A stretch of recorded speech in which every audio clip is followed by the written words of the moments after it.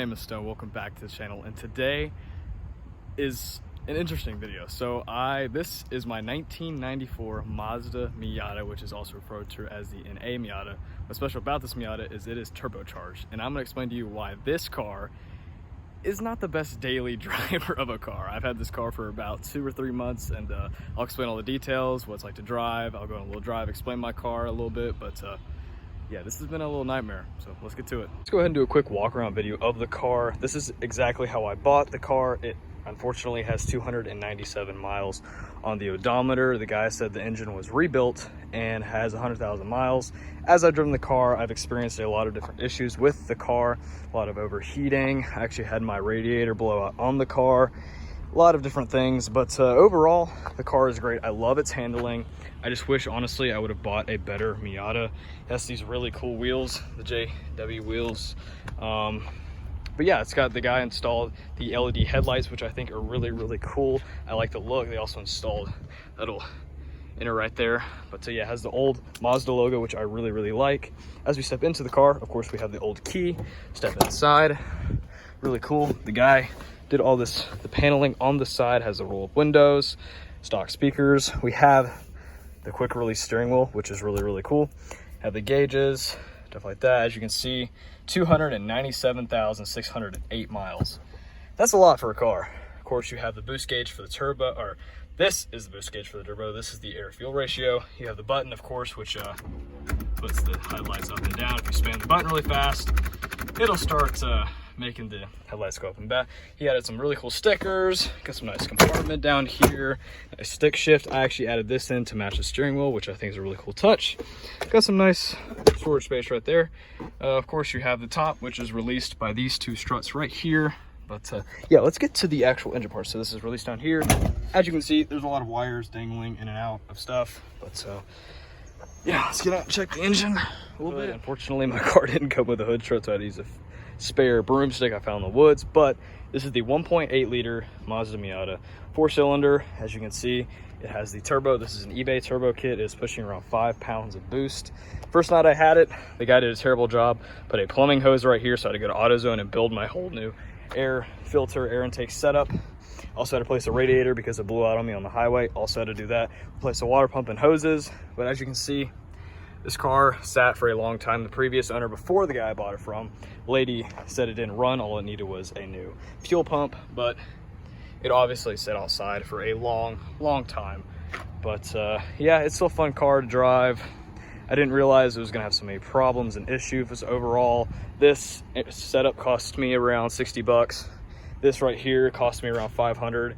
400 I think for this, and then 100 for labor, and then the water pump and stuff cost me around $600. So in total, I've spent over, I think, around $1,100 to $1,200 on this car in the past 3 months that I've owned it. And yeah, as you can see, it's obviously not perfect. It's got a tear in the thing right here. I haven't had many leak issues with this car. Oh yeah, trunk space, since the trunk is open. We do have an 8-inch sub right here. But yeah, obviously the blacked out taillights, and this car actually does shoot flames, which I didn't know until I bought it. My buddy was driving behind me and said it was shooting flames. So Mazda Miata shooting flames is pretty cool. But yeah, I'll go ahead and crank it up for y'all and take it on a little drive to the car. Go ahead and turn it on. Key right here in the ignition. All right, comes to life. Go ahead and crank it up. You get a little gas because of the fact that it does have the tune because of the turbo. As you can see, it has our nice Apple CarPlay. But yeah, let's go for a drive. So we were in the car. I had to take the top off because it sounds so much better. But yeah, so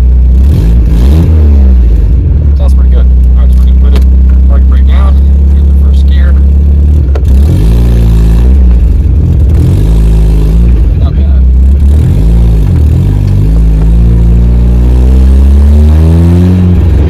Automatically, you can already hear those pops, which is awesome. Heck yeah. Roads.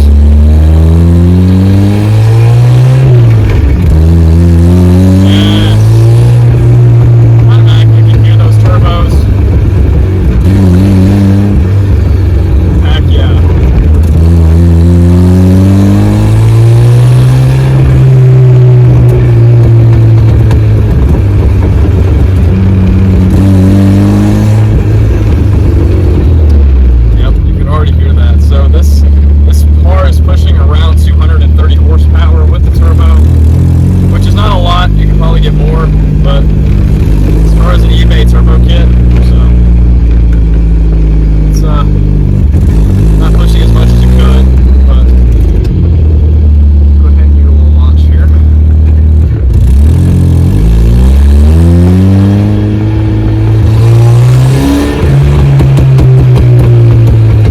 Heck yeah.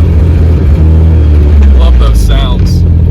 It's awesome. It's so cool driving a turbo Miata. It's the first ones I've driven have been naturally aspirated.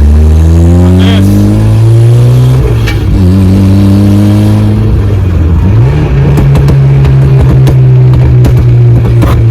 that'll just put a smile on your face every single time. Heck yeah, baby. Heck yeah. The blow about it's just intoxicating. The grip, just amazing. Oh, it's just incredible. Incredible. But yeah. So I would say, in terms of daily driving, this is not a car you want to daily drive. Especially this particular one, big no-no. I would say big no-no.